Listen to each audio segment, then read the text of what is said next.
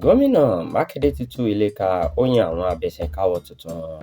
Gómìnà ìpínlẹ̀ Ọ̀yọ́ Ẹnjiníà Ṣèyí Mákindé ti tú ilé ká lọ́jọ́ Ajé Monday ọjọ́ 5 oṣù kínní ọdún 2026. Nínú àtẹ̀jáde kan tí olùdámọ̀ràn pàtàkì fún gómìnà lórí ètò ìròyìn Sùláìmọ̀ Ọláńrewájú fi síta, ó ti sọ pé gómìnà Mákindé ti pàṣẹ pé kí akọ̀wé fún ìjọba ìpínlẹ̀ náà ọ̀jọ̀gbọ́n Ọláníkẹ́ Kudirat Adéyẹmí máa lọ sílé báyìí lẹ́yìn òsọ́kà. Bẹ́ẹ̀ ló yan ọ̀jọ̀gbọ́n Musibau Adétúnjì Babátúndé gẹ́gẹ́ bí akọ̀wé tuntun fún ìjọba ìpínlẹ̀ náà.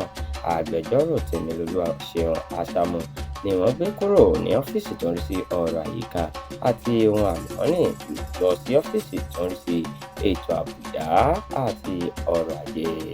Bákan náà ni Mákindé ti yan Adémọ́lá Adéríntọ́ gẹ́gẹ́ bí olùrànlọ́wọ́ pàtàkì fún iṣẹ́ òde, tó sì sọ pé àwọn yóò gbé àwọn orúkọ tuntun yìí lọ sílé ìgbìmọ̀ asòfin.